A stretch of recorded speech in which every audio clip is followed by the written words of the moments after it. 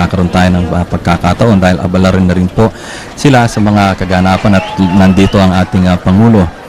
Nakita po ninyo na nakalabas na po ang watawat, ang bandila ng Pilipinas na siyang itataas ng ating Pangulo dito sa balkonahe ng Aguinaldo Shrine.